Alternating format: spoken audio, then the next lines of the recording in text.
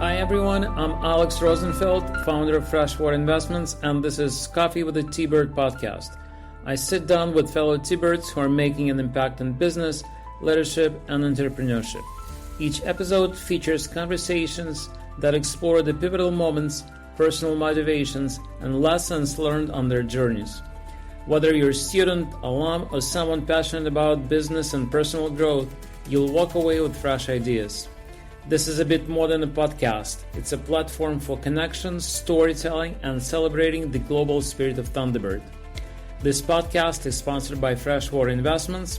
At Freshwater, we make it simple for you to invest in large apartment communities across the United States so you can earn passive income, grow your capital, and benefit from real estate tax breaks without owning or managing property yourself. Hello, everyone. My guest today is Laura Libman, founder, CEO, and president of TIA Foundation, which is on target to reach 1 million people served by the end of this year. Laura's career has taken her from aerospace and global project management to international development and social impact. A Thunderbird alum and Distinguished Alumni Award winner, she's now a leader, educator, and mentor, helping shape the next generation of changemakers. Laura, welcome to the show. Thank you, Alex. It's good to have you. Thank you for joining us. Laura, I want to start with a story that really captures what the TIA Foundation is all about. You shared before about Juana, a woman from a rural village in Mexico who was elected by her neighbors to become a community health worker. Can you please share that story with us? I love Juana, and she's very representative of so many of our health workers. She always wanted to be a nurse, but was only able to go to like 4th or 5th grade. And so she had to go and work to help support her family. So when she found out that there was this program, TIA Foundation's health worker training program, she really wanted to be part, and she was elected by her neighbors to be one of our health workers. She was absolutely amazing. She would not leave class until every question was answered. She took copious notes, and we went back like we always do to do our follow-up studies to find out how things are going for our health workers, and it's how we do our continuous process improvement. Well, Juana had some stories to share, amazing stories. Her best friend went into early labor in the middle of the night, and they didn't have a vehicle. So Juana sent Juana's husband to go find a vehicle and go find the nearest doctor, which, by the way, was over 2 hours away, and he was a dentist. So in the meantime, Juana is taking care of her best friend while the two husbands are going to get the doctor. The woman successfully delivered a baby, but the baby had cord wrap around its neck. And so Juana was able to use her training to successfully and safely deliver that baby. But then she noticed something was wrong. Her friend was bleeding, her stomach was still hard. And so Juana took an item out of her medical kit, an injectable that slows bleeding. And about 5 to 6 hours later, the husbands returned with the dentist, and thankfully, he had a house guest who was a doctor. And the doctor said if Juana had not been there, her friend surely would have died. Between the cord wrap, and it turned out, nobody knew, her friend was pregnant with twins. The other baby was stillborn, but in any case, she saved her friend, saved the living baby, and the husband was not left with 4 children and now a baby, and no wife. So that was pretty amazing. Another part of that story is that Juana knew the school that her children attended was far from where the homes were. So she taught all of her children Heimlich maneuver. Her 9 or 10-year-old son was at school, and one of the kindergarten kids was choking on a hot dog that the mom had packed in the child's lunch. And the boy remembered what Juana had taught him. He sent somebody running to get mom while he attempted Heimlich on the child using a chair. And by the time Juana arrived at the school, the child was crying, the hot dog was on the floor, and the story had a very happy Wow. ending. And it was even more amazing because we always stay in touch with our health workers. And we had another project about 2 or 3 years ago where Juana lived nearby and we invited her and she did training with the new health workers she was helping to train. And by then, she had been a health worker for over 15 years. She also used the communities, the committees that we set up in the communities to lobby for additional education. She wanted her children to have more education than she had access to. So she leveraged those communities and those committees, and a group went to the State Department of Ed, and another group went to the municipal, like sort of like a county here, their Department of Ed, and bugged them until they got what's called a telesecundaria, a satellite feed junior high. And then when they got that, they got a teleprepa, which is a high school. So Juana's children got to graduate from high school. Her son went on to become a paramedic. We found her daughter a scholarship to college in Guadalajara to become a nurse and a home where she could stay to attend the course. And then Juana went through the evening adult education and became a paramedic herself, and now she's a paramedic. Wow, what a story, Laura. Thank you for sharing. It's a full circle story. Amazing job. Thank you. So let's go back to your childhood, to your upbringing. What it was like, and maybe talk about your family, your parents. Share with us the beginnings. Sure. Well, I had a very, very unusual upbringing, even for a T-bird. I grew up between northern Wisconsin and Guadalajara, Mexico. And when I lived in Mexico, I spent my summers on my aunt's ranch. My father was Ukrainian Jewish and my mother was Mexican. They met in college. They were very involved in the civil rights movement. So when my mother couldn't have any more children after my sister and I were born, they adopted 4 of my siblings. So we are every color in the rainbow. I have 4 Black siblings and 2 biological siblings. But to me, they're all the same because I was so young when the adoptions happened that they were just like my other siblings. That's great. And what did your parents do? Like me, probably by his example, my father was a serial entrepreneur and he ran a plumbing wholesale business that he later opened in Phoenix right before the housing boom. He also had another company that did electrochemical metallizing for the Department of Defense and the aircraft industry. That's great. And what was Mexico like at that time? You know, it was the 70s, so it was like the heyday of Mexico. My relatives there were educators. My Mexican mom has 5 PhDs. My family is connected to the Autónoma University in Guadalajara. My great uncle was the rector of the university during that time, which was very fortunate for me later on when I started TIA because I needed an education partner. So I had all these relatives that were educators or engineers, but still our roots in that ranch life that we would spend every summer visiting. It's really wonderful. That's great. And did you always have a dream to start a nonprofit one day? You know, I didn't.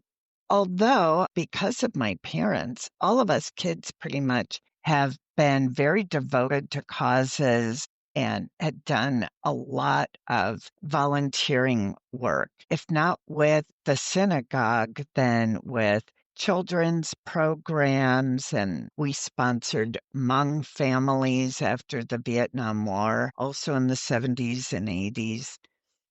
So we were always encouraged to do those kinds of things. But The actual reason I got into nonprofit work was, I very much identify with my Latina mom friends, and we can be a little smothering, let's say. We're very devoted moms. But in the US, it's not like Mexico. You don't live at home with your parents until you get married. You leave the nest and go to college. And I knew that I needed to find something to throw my passion behind, or I would smother my kids to death. So I talked to them about it, that I wanted to work in international development, but I didn't know where. And so I told them, you're going to stay with your dad for a few months over the summer, and I'm going to go to Mexico and do field research and figure out what area of poverty alleviation I want to work in. Before I graduated, I thought I'd go and work for one of the bigger development orgs. But what I learned at Thunderbird was that the most long-lasting, impactful programs were programs that were teach them to fish models, that empowered the locals, that they had input in how the project was going to be run, and that they were part of the project, not just a recipient, but working arm in arm with the provider to have a successful project. And I didn't see a lot of that when I was starting to look for jobs. So the week I was going to graduate from Thunderbird, I was taken out to dinner by a bunch of execs that I knew from aerospace. They wanted to congratulate me and asked me the dreaded question we all had our last semesters is, what are you going to do after you graduate? Mm-hmm. And I said, gosh, I don't know.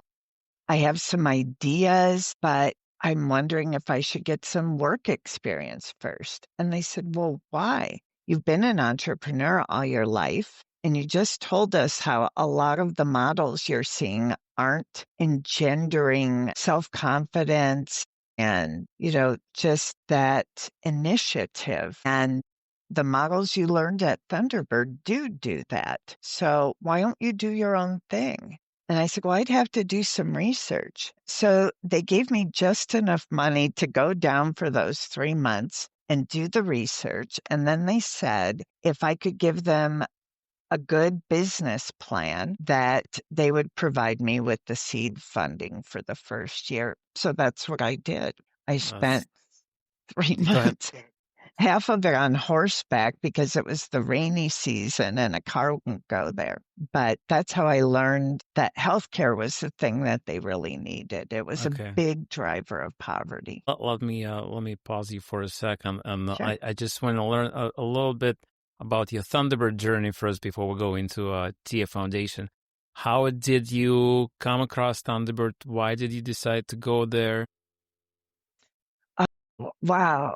It was like synchronicity, really. My cousin Pedro Fernandez del Valle was already at Thunderbird, and I had 3 or 4 full ride schools offered to me for graduate school. And it would have meant moving my children in high school, which they would have hated. And an old friend of mine, Mike Lowe, who worked in the CMC, called to tell me he was moving to Phoenix and that he was going to work for Thunderbird. And I told him of my dilemma. What do I do? And I always thought Thunderbird was just a business school. And he said, no, my area of placement is in international development. It's one of the top schools. So he encouraged me to take a tour, and I did. And I just felt so at home instantly, like people with the same worldview that I had. And I loved the motto of the school, borders frequented by trade seldom need soldiers. I thought that Right. was brilliant. Right. So I just fell in love. And So what are your favorite memories from your time at Thunderbird? my gosh, so many. I was very active on honor council. I had a strong interest in business ethics. International night. I brought my kids to international nights and we had a blast. I was in the Indian dance performance group and my daughter and I taught ballet on campus. My son and I belonged to the outdoor club and we went on rock climbing trips. My kids did their homework in the IBIC while I was in class at night. It was just such a great place, and I felt safe being able to bring my children. There weren't too many female M.B.A. students at the time with children, so it was marvelous that my kids could be part of my education. Plus the professors, oh my gosh, so much. That's great. That's great. Awesome. So you're spending 3 months in Mexico. You'll be looking at needs, and how did you come up with this model that you're using right now? How did you identify that need? Within a few weeks, it became very evident that health-related issues were the driver 83% of the time in extreme poverty. So when people went from getting by and their kids having enough food and shoes and school supplies to all of a sudden not having enough to eat, being able to afford to buy shoes was almost always a health-related incident. Like a farmer would get cut doing his work and would end up with gangrene and have an amputation. Their crop wasn't as good. The kids got sick over the winter. Some died. All because of that one health-related incident. Or the wife dying in childbirth was another. They were so easily preventable. Paint the picture of these villages, of that landscape in Mexico. You probably don't have an hospital close by or emergency room. What it was like? Well, most places had no plumbing or electricity. Roads were not passable for an ambulance. The places that I used in the study, they had to carry somebody down on a homemade stretcher 16 hours to a location where there was cell signal to get an ambulance to take them the rest of the way. They had a casa de salud, a little clinic, but a doctor and nurse only came through there about once every 3 months, and it was to serve an area of about 12,000 people. So the night before, people were making their way to that clinic and then camping out on the grounds. And there was no way the doctor could see all the patients they had. The nurse had to triage them, and it was through the triage those patients would get seen the most priority. It was devastating, really, to see no aspirin, no Neosporin, no alcohol. You could find Takis and Coca-Cola and potato chips, but almost nothing health-related, and no health education in the schools. So people didn't know basic things that we grow up learning, like washing your hands before you prepare meals, not letting chickens walk around on the surfaces where you're preparing food. Just basic things like that were unknown to those people. Other ways of just super easily preventing disease. So you coming back from this trip, deciding that's what I'm going to do? Yeah. Yep. And it was a little scary because I'd never written a business plan before. I called a bunch of my friends from Thunderbird, Lex Hume, who was a CPA, and Bo Wilberding, who had a background in entrepreneurship, a marketing friend, and so on, and made a bunch of Mexican food. And we pulled an all-nighter to write that business plan, all of us together. Brent Berger was also there to help. And we did it. And the team of funders loved it and gave me the funding. And to this day, I'm so grateful for those guys. They were still in school and pulled an all-nighter to help me. It was pretty awesome. That's amazing. Thunderbird in a nutshell. What was your seed round? 100,000. Excellent. So can you talk about those first few weeks, first few months of the of the TIA Foundation? Sure. So my first step was to find a training partner because I don't have a background in medicine. So I went to the Autónoma to talk to some aunts about who to talk to. And boy, did I get lucky. My tia Marta was the head of Servicio Social for the university. In Mexico, all students to get their diploma are required to do 400 hours of community service. And a lot of them are cleaning up trash after Semana Santa or something like that instead of using their medical skills. So it was perfect.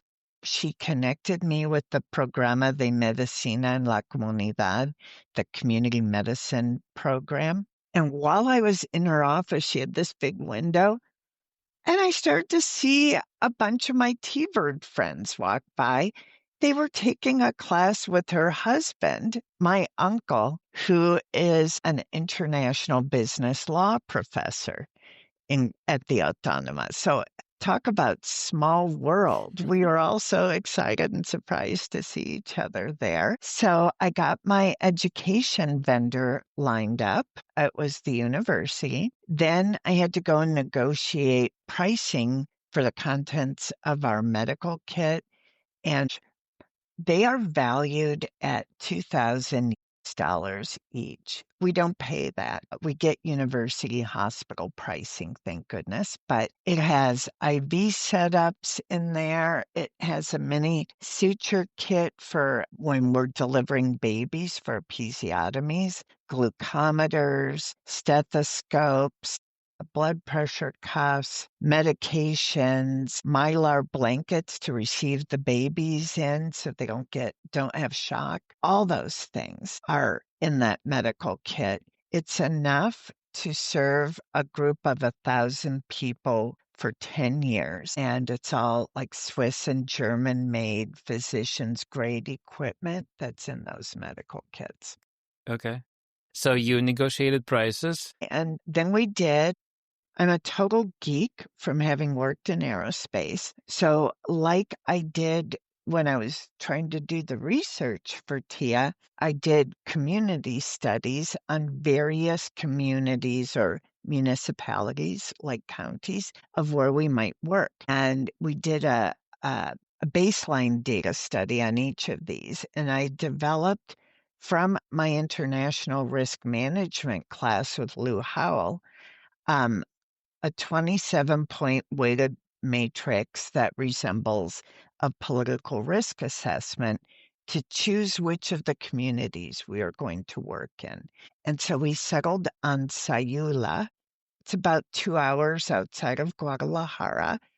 And that was our pilot project. We worked at the university. We created the medical kits and the curriculum together. And all of those health workers, 19 years later, are all still working, still have their medical kits. And one of the other things that makes us unique is we pre-negotiate with the local governments. They do continuing education and resupply of the medical kits. And then we do village meetings ahead of the project, just like we did in Sayula, where they elect their health workers and they pick and choose which parts of our program they would like to have, which is pretty much everything. But the baseline data study helps us customize the medical kits and our curriculum to the needs of each specific community. So I'd say 80 to 90% is the same from area to area, but 10 to 20%, like if it's a mining area, they have chemical runoff. If it's a coastal area, they have a lot of teen pregnancy from the tourism. So each area has its own unique needs. So we do customize for that too. And how did that pilot go? Oh, it went great. Oh my gosh. Rosie is still there. She was elected as the head health worker, or We call them promotoras or promotores. She is still there. Her story is the best but most bittersweet story. Her mother, a year after she became a health worker, got diagnosed with terminal cancer. And Rosie went with her mom to see the doctor. And the doctor said, well, it's too advanced. We're going to have to check you into the hospital so that we can deliver pain relief and keep you comfortable. Well, the woman had never set foot in a hospital. The idea of staying in a hospital and dying there was horrifying. And Rosie said, well, can't I administer the medication? I've had training. And he said, well, it's like morphine and stuff. And she said, well, could your nurse come out and show me how and make sure I'm doing everything right? So they decided to try it for a week.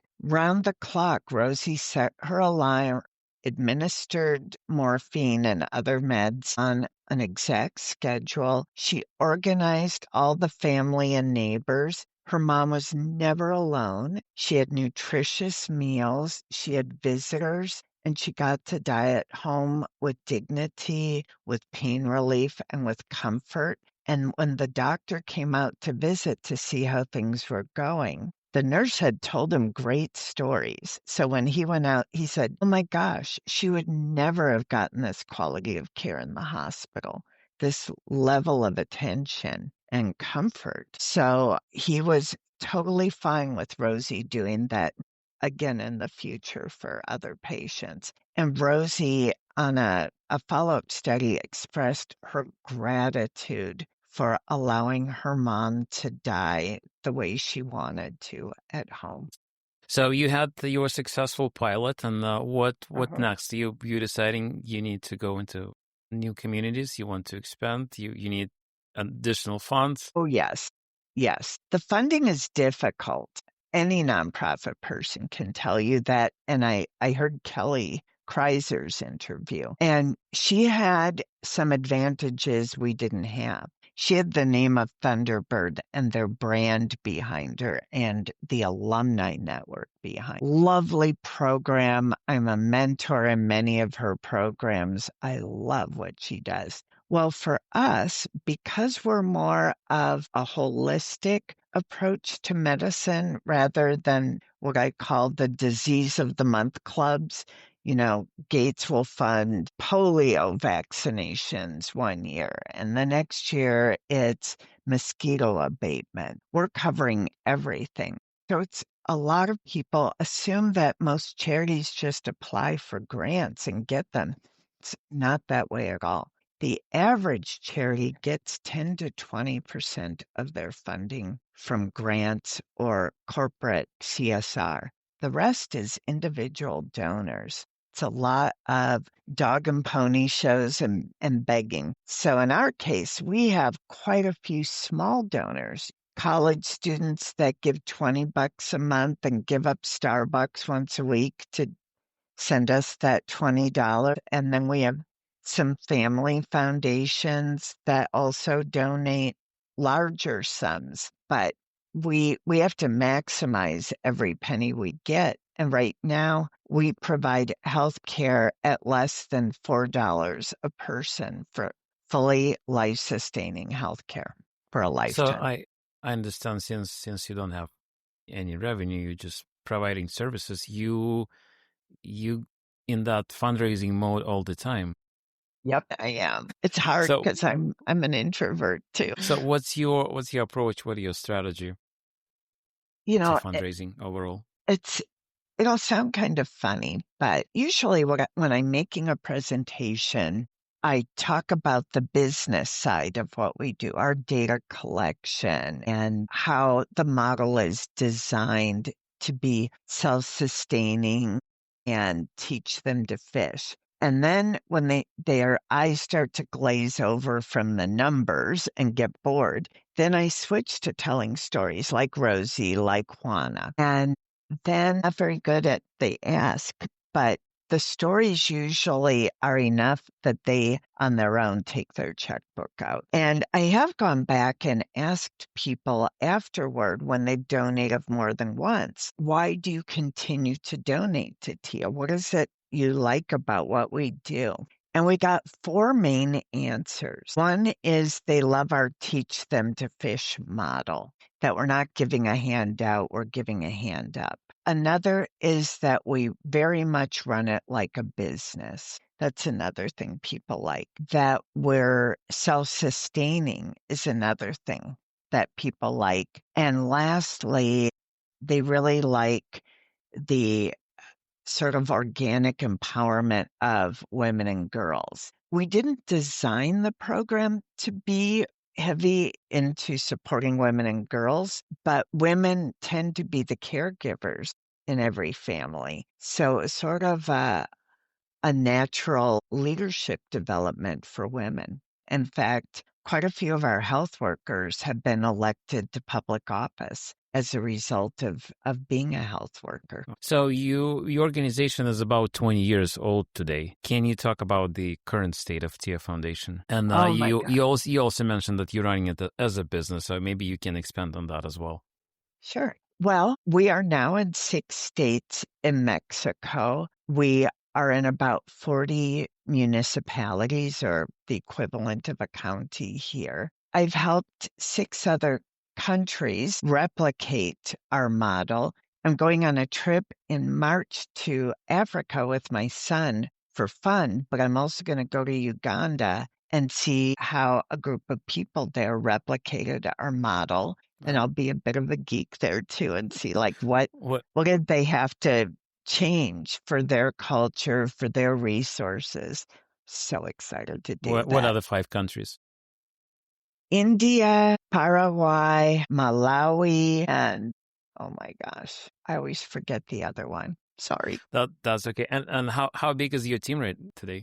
We're small but mighty. We have 3 permanent doctors in our core team in Guadalajara, but we have about 400 volunteers. And we have doctors, nutritionists, physical therapists, psychologists, and even some chemists who work in our mobile lab. And then in Phoenix, we have 2 people, me and our program and marketing director. And here and there, we have an intern. In fact, I'm interviewing a new intern tomorrow. Excellent. And so what's your vision for TIA Foundation in the next 5-10 years? Oh my gosh. I have so many big pie in the sky dreams. Please share. Okay. Well, first of all, I want to get my succession plan complete because I don't want me to be the biggest risk to our org.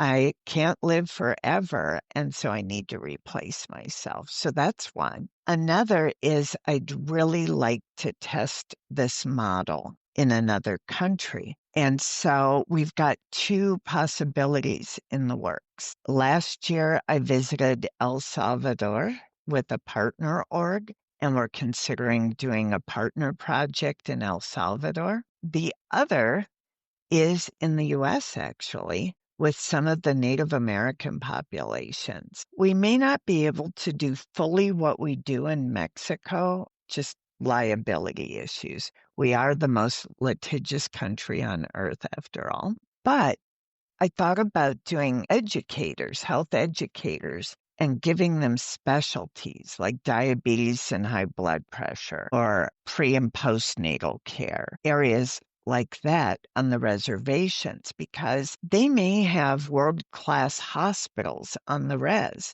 but so many Native people don't live anywhere near those hospitals. And like our populations, have limited access to potable water or electricity, so they have similar needs and similar health issues. Excellent. Can we talk a little bit about the hardest lessons that you learned while building TIA? Sure, quite a few. Fundraising has been, like it is for many nonprofit leaders, the most difficult. And I have to say that where I am geographically is difficult.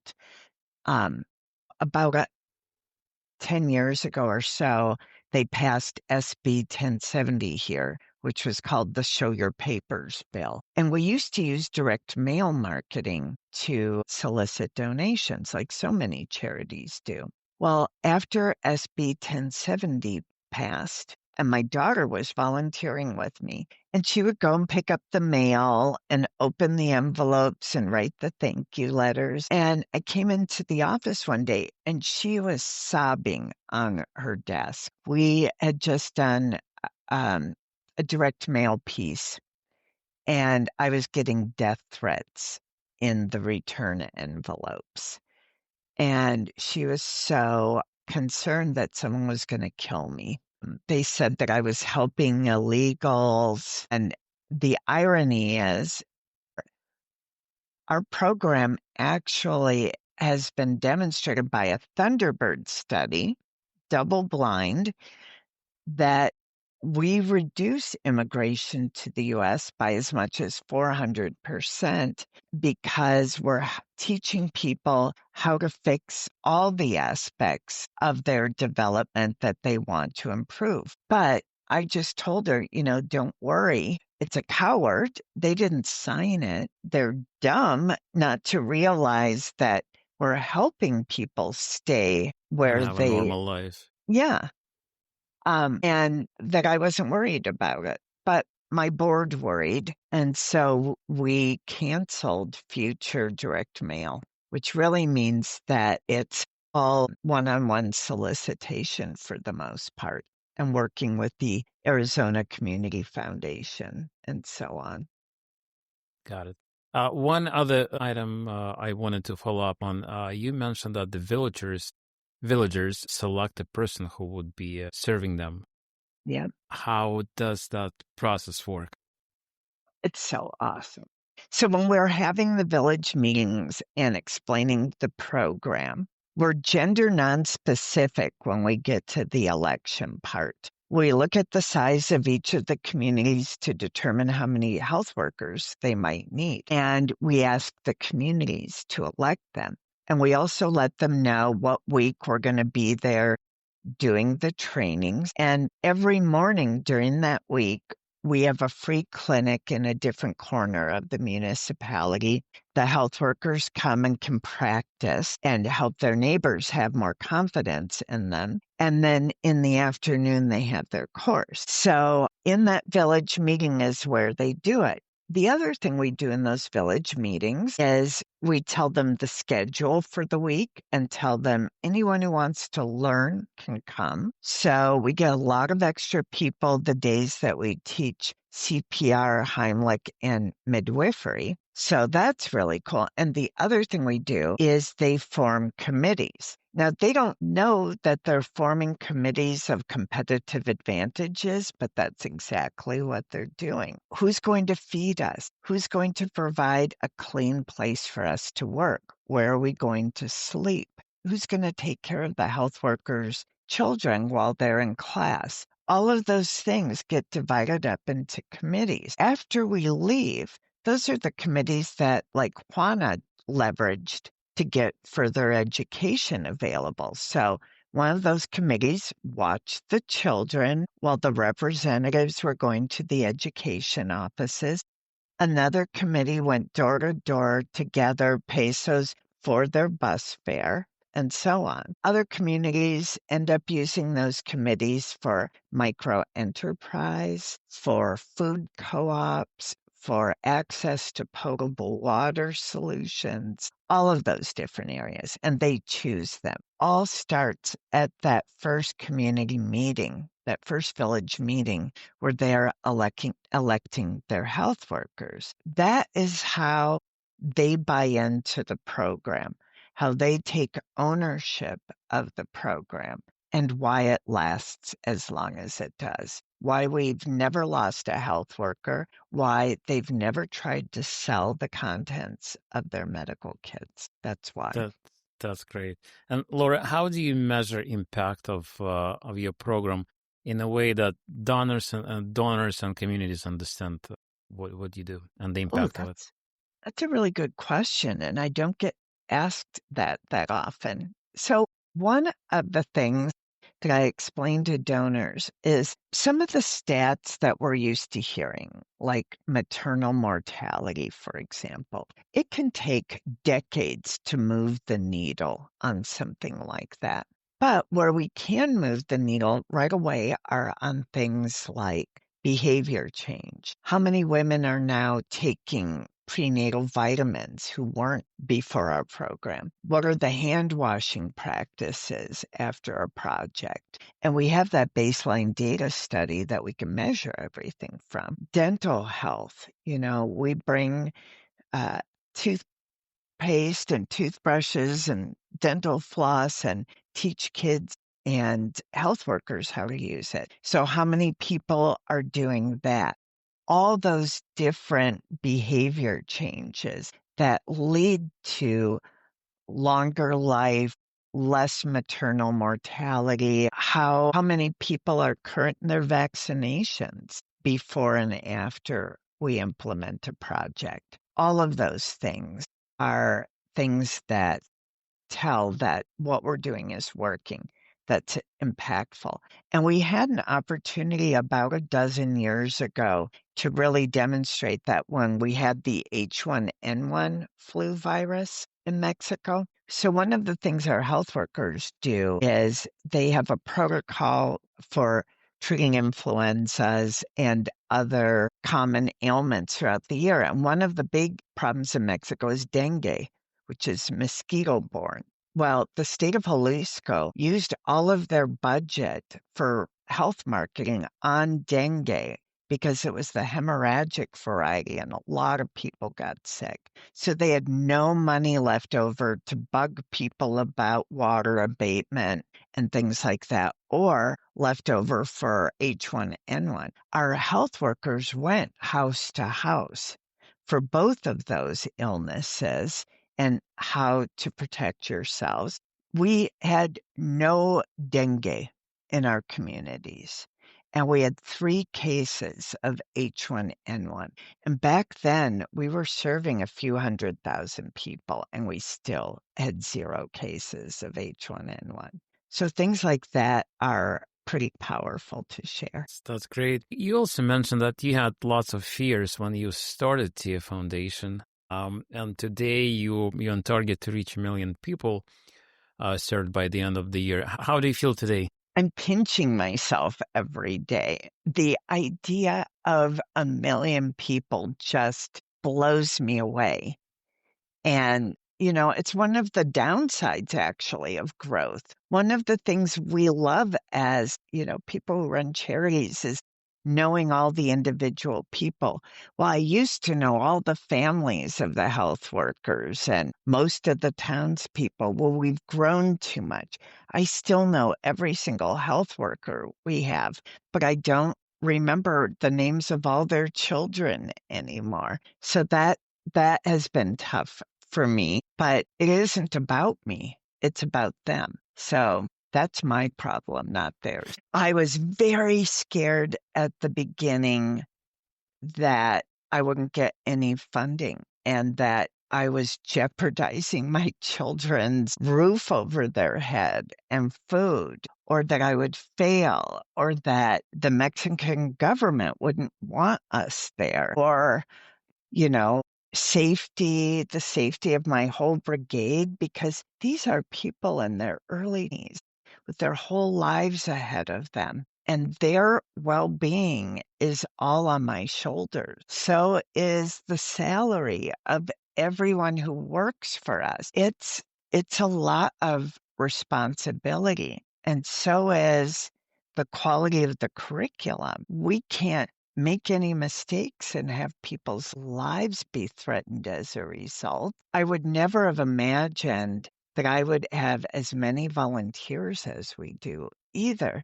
Like, a lot of them use their vacation time or go without pay to volunteer with us. Their safety and security matters to me very much.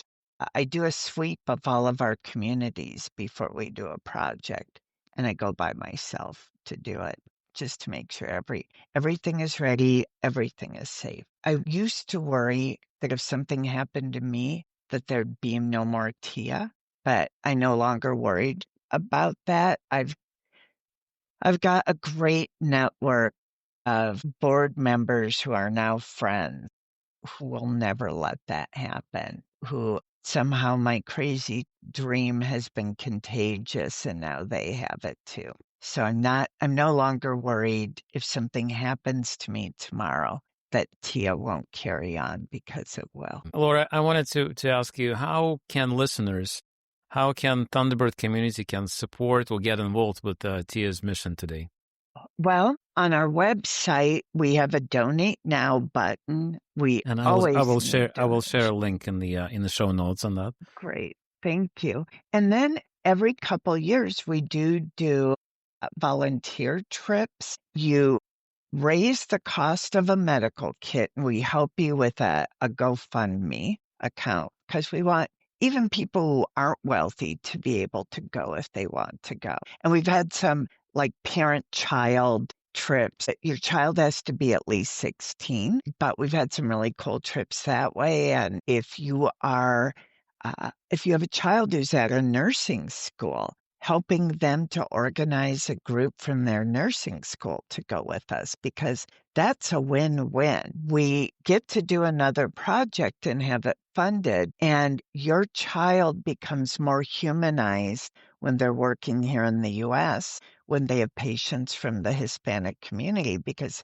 now they'll know where they come from and what their barriers to care are. So those are two ways to help. Hosting a cocktail party or a coffee and cake party and having one of our board members come, or having me on Zoom, or we can send you videos, and just having each person who comes make a small contribution together. They add up, especially when you realize that we provide health care for less than $4 a person. Even a small amount goes far. Now, because our projects are an economy of scale, they cost around $30,000 to do a project, but then you're helping tens of thousands of people on that project. But reaching out to your place of business, like we have some T-Birds at Intel that registered Tia as part of their gift matching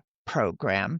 And so now we have Intel as a source of donation matching. So wherever you're working, encouraging them to do something similar. Other employers will pay you for your time off and contribute toward you joining us in the field. And we have a 2-page list of things you can do in the field with us, even if you don't speak Spanish or have a background in healthcare. And it's not fluff work. We don't give you fluff work. Excellent. I think it's a good time to wrap up, and I have a few quick questions at the end. Laura, what would you advise to a 20-year-old self having the knowledge and wisdom you have today? Oh, wow. Well, I would say, first of all, that if you can find your passion and find a way to work in that, it's not work at all.